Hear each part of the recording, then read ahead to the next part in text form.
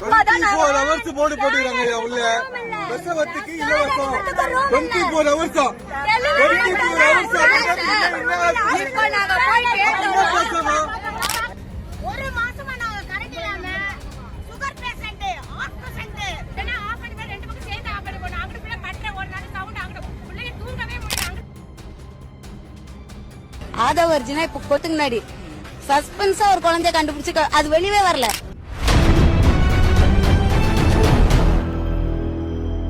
அறக்கழகம் பார்வையாளருக்கு வணக்கம். இன்று நாம் சந்திக்கிற மிக முக்கியமான அரசியல் விமர்சகர், பெண்ணிய செயல்பாட்டாளர் திருமதி கவிதா அவர்கள். வணக்கம். வணக்கம். வணக்கம். நேற்று ஒரு வழியாக சிங்கப்பெண் படை துவங்கி இருக்கிறார். உள்ளபடியே அதுல விமர்சனத்தை தாண்டி முதல்ல ஒரு படையை துவங்கியிருக்கார் என்பது உண்மையை வரவேற்க வேண்டிய விஷயம்தான். ஆனா என்ன, அதே நிகழ்வுல தான் பாத்தீங்கன்னா விமர்சனத்துக்கும் ஆளா இருக்கிறது. குறிப்பாக அங்க வந்து போடப்பட்ட சினிமா பாட்டு, அவரே வந்து ரீல்ஸ்ன்ற போன்ற விஷயங்களை உலகி இருக்கிறார். அது மட்டும் இல்லாம இந்த தடவை கொஞ்சம் குறிப்பாக கூடுதலாக அந்த பிரச்சனைக்கான மூல காரணத்தையும் பேசியிருக்கிறார். என்ன பேசியிருக்காருன்னா, இது வந்து தனி மனித ஒழுக்கம் இருக்கிறது, சமூக கூட்டு பொறுப்பு இருக்கிறது, அரசியல் சட்ட ஒழுங்கு மட்டுமே காரணம் இல்லைங்கிறது தெல்ல தெளிவாக பேசியிருக்கிறார். ஆனா கடந்த ஆட்சி காலத்தில் அவர் அப்படி பேசவில்லை என்பது குறிப்பிடத்தக்கது.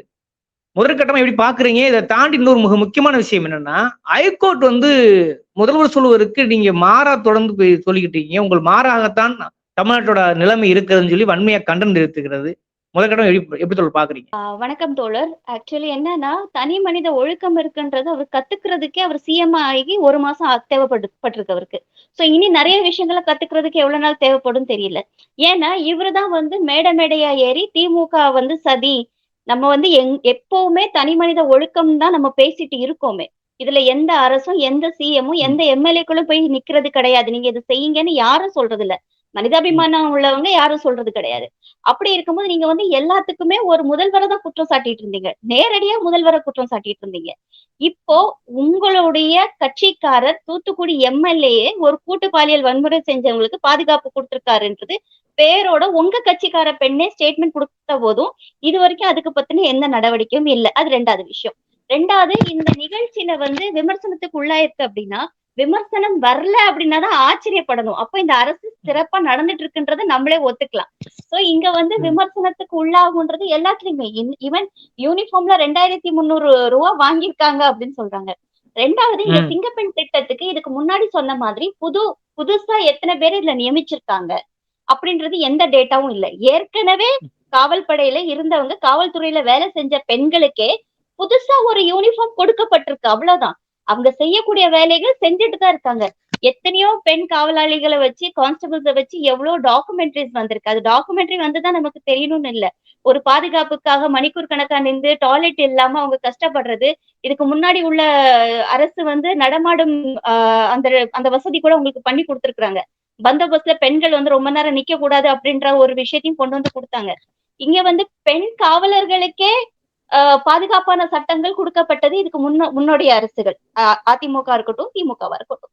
இப்ப இவங்க கொண்டுட்டு வந்த இந்த சிங்கப்பெண் திட்டத்துல என்ன புதுசா கொண்டு வந்திருக்காங்கன்னு பார்த்தா, நேத்தைக்கு ஆர்கெஸ்ட்ரா நடந்திருக்கு பிரதர். அதுதான் புதுசா நடந்திருக்கு. ஏன்னா இங்க வந்து சினிமா பாடல்கள் பாடுறதுல வந்து தவறு கிடையாது. ஆனா ஒரு மன்னனை மகிழ்விக்கிறதுக்காக அரசு அதிகாரிகள்லாம் கூத்தாடியா மாறி இருக்காங்க அப்படின்னு நினைக்கும் போது அது கொஞ்சம் வேதனையான விஷயமா இருக்கு. இந்த வார்த்தைகள் தவறா இருந்தாலும் கூட இது வந்து உண்மை எல்லாம் சாதாரண மக்களோட எண்ணமா தான் இருக்கு. அரசு நிகழ்ச்சிகள்ல அரசு அதிகாரிகளால பாடப்பட்ட பாடல்கள் சிங்கப்பெண்ணை பாட்டும் இந்த ஆளப்போறான் தமிழன்னு. எனக்கு இன்னொரு பெரிய டவுட் இருக்கு. இது வரைக்கும் தமிழர்கள் தான் ஆண்டுட்டு இருக்காங்க தமிழ்நாட்டை. இப்ப என்ன இல்ல, யாரு தமிழர் இல்லைன்னு கண்டுபிடிக்கிறதுக்கு வேணா இவரு புதுசா ஒரு சட்டத்தையும் புதுசா ஒரு கூட்டத்தையும் உருவாக்குனா நல்லா இருக்கும் அப்படின்னு தோணுது. மொத்தத்துல இந்த சிங்கப்பெண் திட்டத்துல இதுல வந்து எழுத்து பிள்ளைகள்லாம் வேற நிறைய நடந்திருக்கு. வானதி ஸ்ரீனிவாசன் வந்து அதை பத்தி பேசியிருக்காங்க. நான் என்ன கேக்குறேன், தமிழ்நாட்டுல எழுத்து பிள்ளை மட்டும்தான் பிள்ளையா இருக்கா? எல்லாமே பிள்ளையாதான் இருக்கு. சட்டங்கள் பிள்ளையாதான் இருக்கு, பாதுகாப்பு பிள்ளையாதான் இருக்கு. ஒரு முதல்வரானவர் வாய் திறக்காம இருக்கிறது வரைக்கும் எல்லாமே பிள்ளையாதான் இருக்கும். பின்ன நேத்திக்கு அவர் பேசின விஷயம் தனி மனித ஒழுக்கம் வேணும் அப்படின்னு சொன்னதெல்லாம் வந்து ரொம்ப நல்ல விஷயம். இது வந்து இன்னொரு விஷயம், ஒவ்வொரு சகோதரனுக்கும் தன்னோட சகோதரியை பாதுகாக்கிற உரிமை இருக்கு. ஒவ்வொரு கணவனுக்கும் தன்னுடைய மனைவியை பாதுகாக்கிற உரிமை இருக்கு. ஒவ்வொரு தோழனுக்கும் தன்னோட தோழியை பாதுகாக்கிற உரிமை இருக்கு. ஒவ்வொரு தகப்பனுக்கும் தன்னுடைய மகளை பாதுகாக்கிற உரிமை இருக்கு. இந்த மாதிரி இருக்கக்கூடிய மனிதர்கள் நிச்சயமா சுய ஒழுக்கத்தோட இருப்பாங்க. இந்த மாதிரி பிரச்சனைக்கு போக மாட்டாங்க. இன்னொரு பெண்ணை பார்க்கும்போது நம்ம வீட்டு பெண்ணாதான் தெரியும். அது எந்த வயசுல இருந்தாலும் சரி. ஒரு 60 வயசு 80 வயசு இருந்தா தன்னோட தாயா பார்க்கலாம். ஒரு 40 வயசு 30 வயசு தன்னோட சகோதரியா பார்க்கலாம். 20 வயசுக்கு கீழே உள்ள பிள்ளைங்களை நம்மளோட குழந்தையா பார்க்கலாம். இதெல்லாம் முதல்வர் சொன்னாரு. அப்ப இன்னொருத்தர் பக்கம் ஜூம் வேற போச்சு. நீங்க எல்லாம் டெய்லி காலையில இருந்துச்சு கண்ணாடி முன்னாடி நின்று இதெல்லாம் சொல்லி பாத்துக்கிட்டீங்கனாலே பாதி கிரைம்ஸ் குறைஞ்சிரும் அப்படின்றது என்னுடைய எண்ணம். குறிப்பா ஹைகோர்ட் வந்து கண்டனம் தெரிவிச்சுக்கிறது. நீங்க சொல்றதற்கு மாறாக தமிழ்நாடு இருக்கிறது அப்படிங்கிறதுக்கு வித்தலும் நேத்து கூட பாத்தீங்கன்னா ஒரு ஹாஸ்பிட்டல்ல ஒரு தவறான ஆபரேஷன் விளைவாக இங்க வந்து ஏற்கனவே ஒரு குழந்தை வந்து வயிற்றுலயே இறந்துட்டாங்க. இப்ப மறுபடியும் இந்த நிகழ்வு இங்க நடந்திருக்கு கண்ணகி நகர்ல. உடனே அது சிங்கப்பெண் படை ஆரம்பிச்ச மறுநாளே பெண்களுக்கு சிக்கல்கள் ஏற்பட்டுக்கிறது கண்கூட பாக்குறோம். ஹைகோர்ட் கண்டனம் தெரிவிச்சுக்கலையா? அது எப்படி சேர்த்து புரிஞ்சு? ஏன்னா மருத்துவமனை அப்படின்றது வந்து ரொம்ப காஷியஸா வேலை பார்க்குற இடம். நீங்க அங்க எப்ப யூனிஃபார்ம மாட்டிக்கிட்டு கட்சிக்காரங்க எல்லாம் உள்ள போய் ஆய்வுன்னு ஒரு விஷயத்த பார்க்க ஆரம்பிச்சிட்டீங்களோ அப்பவே அது தாறுமாறா போயிடுச்சுன்னு அர்த்தம். நீங்க பர்ஃபெக்டா இருக்கீங்கன்றது காமிக்கிறதுக்காக நிறைய இம்பர்ஃபெக்ஷனான விஷயங்களும் உள்ள நடந்துட்டு இருக்கு. இப்ப அந்த வீடியோ பார்க்கும்போது சொல்றாங்க அங்க வேலை பார்க்குற ஆயாமா வந்து கிளவுஸ் மாட்டிட்டு போய் செக் பண்ணிருக்காங்கன்னு. எவ்வளவு ஒரு அபத்தமான விஷயம். இது வரைக்கும் நடந்த அரசு மருத்துவமனையில இப்படி ஒரு பிரச்சனை நம்ம கேள்விப்பட்டதே கிடையாதுங்க. நான் கவர்மெண்ட் ஹாஸ்பிட்டலுக்காக எவ்வளவு வீடியோஸ் பண்ணிருக்கேன். நாங்க மருந்து வாங்குறது கவர்மெண்ட் ஹாஸ்பிட்டல்ல போய் தான் வாங்கிட்டு இருக்கோம். அப்ப அப்படி இருக்கும்போது இந்த மாதிரி விஷயங்கள் ரொம்ப அதிர்ச்சியா இருக்கு. ரொம்ப எப்படிடா ஒரு மாசத்துல தமிழ்நாடு வந்து இவ்வளவு தலைகீழ மாறிடுச்சு அப்படின்றது ஒரு விஷயம் இருக்கு. ஏன்னா நான் வந்து மருத்துவம் படிச்சிருக்கேன். அதனால நான் வந்து வெள்ளைக்கோட்டை போட்டுட்டு நான் வந்து ஹாஸ்பிட்டல்ல போய் ஆய்வு பார்க்க போனேன். டீன் கிட்ட பேசினேன், எல்லாமே பேசினேன்னு சொல்லும் போது ஆயம்மா என்ன நினைச்சிருப்பாங்கன்னா நம்ம டாக்டர் ஆயிரலாம்னு நினைச்சிருப்பாங்க. இவ்வளவு நாள் பாத்துட்டு இருக்குமே நம்மள இதனால ஒரு எவ்வளவு பெரிய ஒரு பாதிப்புக்குள்ளா இருக்குன்னு விஷயத்த பார்க்கணும் நம்ம. அப்ப இங்க என்னன்னா சட்ட திட்டங்கள் எல்லா இடத்துலயுமே பாதிக்கப்பட்டுட்டு இருக்கு. இத வந்து கேள்வி கேட்க வேண்டிய அதிகாரிகள்லாம் மௌனமா இருக்கிறாங்க. அப்ப இங்க ஹாஸ்பிட்டல்ல டாக்டர்ஸ் இல்லையா? அப்ப அந்த டியூட்டி டாக்டர் எங்க போனாங்க? அவங்க மேல என்ன ஆக்ஷன் எடுக்கப்பட்டிருக்கு அப்படின்றதுலாம் ஒரு ஃபுல் சார்ட் ஒரு கிளியர் விஷயம் கொடுக்கணும்ல. இன்னைக்கு தவறுகள் நடக்குதுன்னு சொல்றோமே தவிர ஆனா அந்த தவறுல சம்பந்தப்பட்டவங்களுக்கான என்ன தண்டனை கொடுக்கப்பட்டது, அதுல தவறு செஞ்சவங்க பேரு மட்டும்தான் இருக்கும். அவங்க என்ன பின்னணியில இருந்து வந்திருக்காங்க, எந்த குற்றங்களுக்கும் இப்ப நடக்கிற விஷயங்களுக்கு எதுவுமே தெரியறது இல்ல. ஒரு ஜஸ்ட் ஒரு ஒன்லைன் ஆன்சர் மாதிரி நம்ம பார்த்துட்டு போயிட்டு இருக்கிறோம். அவ்வளவுதான். அப்ப இந்த மாதிரி தவறுகள் இன்னும் அதிகப்படதான் செய்யும். ஒரு பக்கம் இந்த மாதிரி பிரச்சனைகள் போய்கிட்டு இருக்கு. ஒரு மாத காலம் கிட்டத்தட்ட எல்லா மக்களுமே வந்து மின்வெட்டின் காரணமாக வீதிக்கு வந்திருக்கிறார்கள். நேற்று கூட வீதிக்கு வந்திருக்கிறதை பார்க்க முடிகிறது. ஒரு மாசமா நாங்க கரண்ட் இல்லாம சுகர் பேஷண்ட், ஹார்ட் பேஷண்ட், கை கால் விழுந்தவங்க புரியுதுங்களா? இவ்வளவு பெட்டி வச்சுட்டு இந்த ஒரு 10 நிமிஷம்ன்றாங்க. லைனை மாத்திர சொல்லுங்க, இல்ல நீங்க எங்க போய் சொல்லுங்க, நாங்க அங்க போய் பேசுறோம் சார்.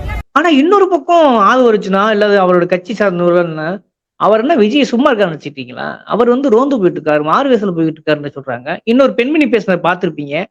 ரைட பாக்குறாரு, ஒரு குழந்தைய காணோம்னா அதை எப்படி போய் அதை கண்டுபிடிக்கணும்னு போலீஸ்ல கூட அவங்க போறது இல்ல.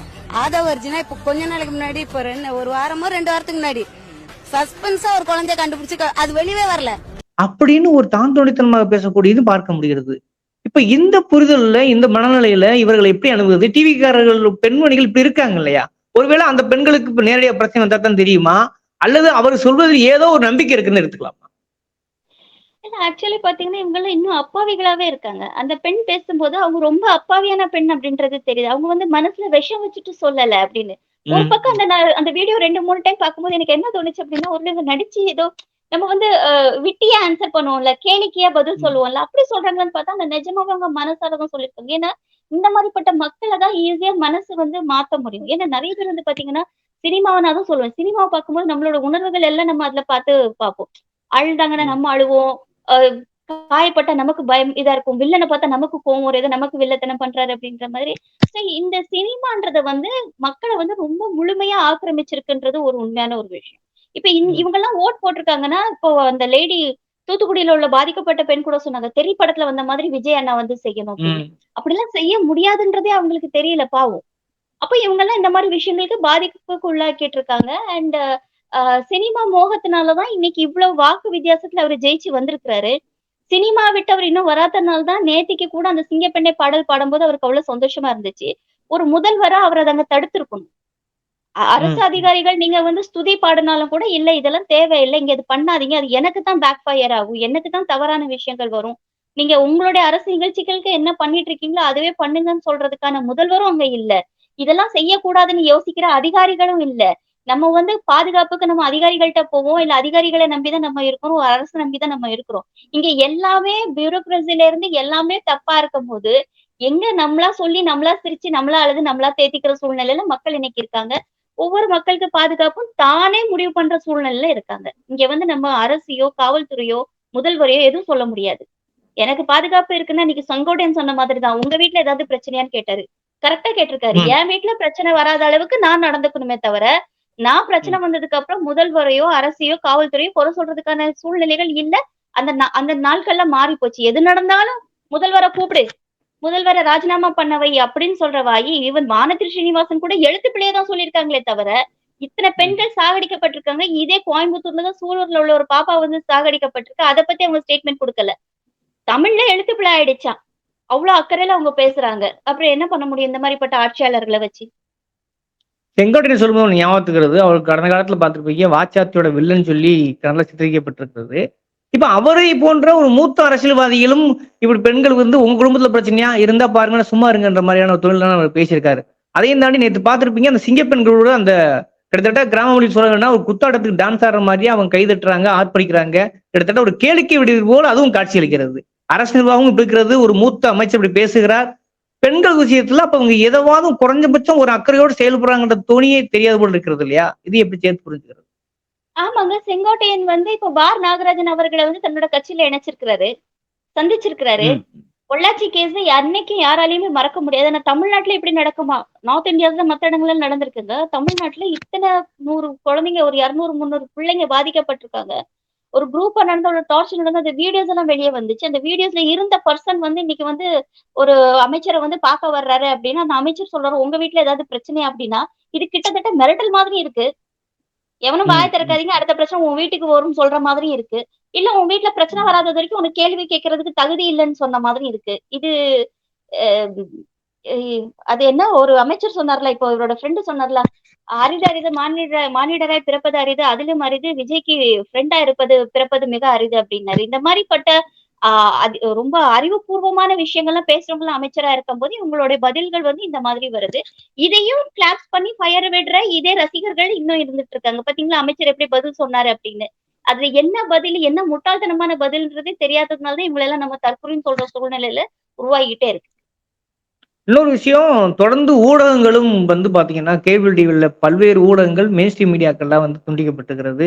ஆதரவு மனச்சு, திருப்புகட்டும் பயிற்சி இந்த மாரி நெறைய விஷயங்கள் வந்து என்ன சொல்றோம்னா, முழுக்கவே வந்து ஒடுக்கவும் மாரிதாஸ் கைது கூட அந்த வரிசையில சேர்க்க முடியுது. உடனே ரிலீஸ் பண்ணிட்டான்னு வச்சுக்கங்களேன். இப்ப மீடியாக்கள வச்சு தான் அவரு வந்தாருங்கிறது, சோசியல் மீடியா வந்தாங்கறத நம்ம புரிஞ்சுக்க முடியுது. ஆனா அதே மீடியாக்கள இப்ப வந்து முடக்குவதை எப்படி புரிந்து கொள்வது? அதே மீடியாவ அவரு முடக்கலையே. அவருக்கு எதிர்த்து பேசுறவங்கள எல்லாம் அவரு முடக்கிட்டு அந்த இருக்கிறாரு. மாரி இது வந்து அதுதான். கிட்டத்தட்ட எந்த தளம் தெரியாம சர்வாதிகாரம். இருக்காரு இல்லையா? ஆமா. சர்வாதிகாரம் தான். அவருக்கு இது ஆதரவானதை கண்டிப்பா விடுவதும், எதிர்ப்பதை முடக்குவதும் சரியான்றேன். அ ப இது வந்து அதான் சொன்னேன்ல, இப்ப 4வது தூண் அப்படின்னு பிரஸ்ஸ நம்ம சொல்றோம். அந்த பிரஸ்க்கே இவரு வந்து இன்னும் வந்து பதில் சொல்லவே இல்ல. பிரஸ்க்கு பதில் சொல்ல வேண்டிய அவசியம் இல்ல அப்படின்றத நிர்மல்குமார் சொல்றாரு. இதுக்கு முன்னாடி எல்லாம் அந்த மீடியாஸ்லாம் இருந்ததா? ம், பத்திரிகைகள் ம். தானே இருந்தது. அவங்களுக்கு நம்ம பதில் அப்ப நீங்க எல்லாமே அப்டேட் ஆறீங்களே. அன்னைக்கு வேட்டி சட்டை போட்டுட்டு இருந்தவரு, காமராஜர் இவ்ளோ பெரிய கைய வச்சு சட்டை போட்டுட்டு இருந்தவரு, இன்னைக்கு வந்து ம். கோட் சூட் போட்டுட்டு நீங்க இன்னைக்கு வந்து உட்கார்ந்திருக்க மாற்றம் வரும்போது, நீங்க பிரஸ்ஸுக்கு வந்து நான் வந்து எழுத்து இதுக்கு தான் நான் குடுப்பேன். நான் ஆன் ஸ்கிரீன் மீடியாட்ட நான் பதில் சொல்ல மாட்டேன்றது எந்த விதத்துல நீங்க வந்து மாற்றத்த விரும்பி வந்திருக்கீங்க அப்படின்றது ஒண்ணும் புரியல. இன்னொரு விஷயம்ன்னு பார்த்தீங்கன்னா, இந்த பிரஸ் வந்து கேள்வி கேட்டுக்கிட்டே இருக்கணும். என்னைக்கு இவங்க கேள்வி கேட்கறத நிப்பாட்டுனாங்களோ, இப்ப நார்த் இந்தியா மீடியாஸ்லாம் பார்த்தீங்கன்னா, அ இந்த அ சுர்முரேவா இது சாப்பிடுறது, மாங்காவ எப்படி சாப்பிடுறது, இப்படின்ற மாரி அவங்கலாம் போயிட்டாங்க. அதனால தான் இன்னைக்கு அங்க அவ்ளோ பிரச்சனைகள் நடந்துட்டு இருக்கு. தமிழ்நாடு மாநிலம் வந்து இங்குள்ள பத்திரிகையாளர் நிச்சயமா அந்த மாரி இருக்க மாட்டாங்க. இருக்கவும் முடியாது. நீங்க எத்தன இட இடைஞ்சல்கள் பண்ணாலும் பேசக்கூடியவங்க பேசிக்கிட்டு தான் இருக்கிறாங்க. இப்ப நம்மலாம் பேசுறோம். ஒரு தைரியம் கொண்டு தானே பேசுறோம். நீங்க பிரச்சனை வந்தா நீங்க போடுங்க, கேஸ் போடுங்க. ஆமா. நாங்க ஃபேஸ் பண்ணிக்கிறோம். அதுக்காக சுயநலமா இருக்க முடியாது இல்லையா? நீங்க என்ன சொல்றீங்க? எல்லாத்தையும் வாய மூடிக்கிட்டு நீங்க வந்து பாருங்க. இந்த ஹிட்லருடைய ராஜ்யம் வந்து இப்ப அழகா அப்படியே வருது. ஹிட்லர் வந்து வரும்போது ம். அவர வந்து ஸ்துதி பாடுறதுக்கு நெறைய பேர் இருந்தாங்க. ஹிட்லர் நல்ல ஜாலியா இருந்தாரு. அதுவும் முக்கியமா சினிமாக்காரங்கள வச்சே அவர் நெறைய புரொபகண்டா பண்ணாரு. ஹிட்லர் வந்து எல்லாம் நாட்டுக்காக பண்றாரு, தேசத்துக்காக பண்றாரு, நமக்காக உழைக்கிறாரு அப்படின்னு சொன்ன முக்காவாசி பேர் பார்த்தீங்கன்னா, முக்காவாசி இல்ல 100க்கு 100 பேருமே நடிகர்கள், சினிமா துறையை சார்ந்தவங்க, இந்த மாதிரி ஃபேண்டசி இதை சார்ந்தவங்க. இப்ப இவருக்கு சுதி பாடுறவங்களும் அதே சினிமாக்காரங்களும் அதே சினிமா ரீல்ஸ் போடுறவங்களும் எல்லாருக்கும் ஒவ்வொரு தேவைகள் இருக்கு. ஒரு 5000 ரூபாய் தேவை இருக்கு, இன்னைக்கு ஒரு வீடியோ போட்டு 5000 ரூபாய் கிடைக்கும் அப்படின்னா அவங்க போட்டுட்டு போயிடுறாங்க. அவ்வளவுதான். மக்கள் அது மண்ணாவது ஏதாவது நாசமா போனாலும் அவங்களுக்கு அதை பத்தி அதுதான் கண்டிப்பா. சொல்றேன் பிரதர். இப்ப வந்து பிரஸ்ஸ வந்து இவங்க முடக்குறாங்க. அதர்ம மனோஜா இருக்கட்டும், இல்ல மாரிதாஸ் அவர்களையா இருக்கட்டும். மாரிதாஸ் அவர்கள் வந்து என்ன சொல்லப்படுதுன்னா, கீர்த்தனா அமைச்சர் அவங்களுடைய போட்டோ வச்சு அவர் இது பண்ணிட்டாரு, தப்பா பேசிட்டாருன்னு. ஆக்சுவலி மாரிதாஸ் வந்து அப்படி தரங்கெட்டத்தனமா பேசக்கூடியவர் கிடையாது. பொய் சொல்லுவாரு. ஆனா இப்படி பர்சனல் அட்டாக் எல்லாம் பண்ணி சொல்ல மாட்டாரு. பிசினஸ்ல அது அப்படி ஆச்சு, அரசை இவ்வளவு இது பண்ணிடுச்சு, இங்க கொள்ளையடிச்சிருச்சுன்னு சொல்லுவாரு. இப்ப இது ஏன் அவரு சொன்னாருன்றது தெரியல. ஆனா நான் என்ன கேக்குறேன் அப்படின்னா, இதே இந்நாள் முதல்வருடைய மனைவியும் முன்னாள் முதல்வரையோட புகைப்படத்தையும் அவ்வளவு அசிங்கமா பண்ணும்போது அவங்க மேல நீங்க என்ன நடவடிக்கை எடுத்தீங்கன்னு ஒரு விஷயம் இருக்கு. நீங்க மாரிதாஸ் மேல நடவடிக்கை எடுக்கணும்னா அந்த மாதிரிப்பட்டவங்க மேல நீங்க 100 மடங்கு அதிகமா நடவடிக்கை எடுத்திருக்கணும். அப்ப நீங்க எந்த நடவடிக்கை எடுக்கல. முன்னாள் முதல்வரை அவ்வளவு தூரத்துக்கு அவதூறா பேசும்போதும், அவரோட குடும்பத்தை அசிங்கமா பேசும்போதும், அவருடைய புகைப்படத்தை வச்சு அவ்வளவு கேளிக்கையா பண்ணும் போதும் நீங்க எல்லாருமே வாய மூடி அதை வந்து இன்னும் ஸ்ப்ரெட் பண்ணிட்டு இருந்தீங்க. அப்போ உங்களுக்கு இங்க வந்து உங்களுக்கு வந்தா வலிக்கும் இல்லையா? உங்களுக்கு வந்தா ரத்தம், மத்தவங்களுக்கு வந்தா தக்காளி சட்னின்ற மாதிரி நீங்க உட்கார்ந்துட்டு இருக்கீங்க. அப்ப இது என்ன அரசு? இது எப்படி மக்களுக்கான அரசுன்னு சொல்ல முடியும்? ஓகே. இது வந்து அரசியல் சிக்கல்கள் இப்ப தமிழ்நாட்டுல இந்த ஏராளமா நடந்து கொண்டு இருக்கு. இந்த சூழல்ல 2வது முறையாக டெல்லி செல்கிறார் முதல்வருக்கு செய்தி, தனி விமானத்தில் செய்கிற செய்தி எதை உணர்த்துகிறது? முதல்ல வந்து ஒரு மரபு ரீதியாக பார்க்க போலாம்னு சொன்னாங்க. ஆனா இப்ப எதற்காக பார்க்க போகிறார் என்கிறது ஒரு அரசியல் எதிர்பார்ப்பை உருவாக்கி இருக்கிறது. இது எந்த வகையான போக்காக நீங்க பாக்குறீங்க? அவரு என்ன மரபு ரீதியாவா என்ன ரீதியா போனாருன்றது அவருக்கும் தெரியல, மக்களுக்கும் தெரியல. அவர் மக்களுக்கு சொல்லவும் இல்ல. அவரு போய் சந்திச்சது பிரதம மந்திரி 10 நிமிஷம். அந்த 10 நிமிஷத்துல என்ன பேசியிருப்பாங்க அப்படின்றது கூட புரியல. போனாரு, வெளிய வந்தாரு. அங்க இவங்க பத்திரிகையாளர் சொல்றாரு, மரபை மீறாதீங்க, நீங்க அங்க வந்தா எல்லாருமே இன்டர்வியூ கொடுப்பாங்கன்னு அவர் அதுக்கும் சொல்லல.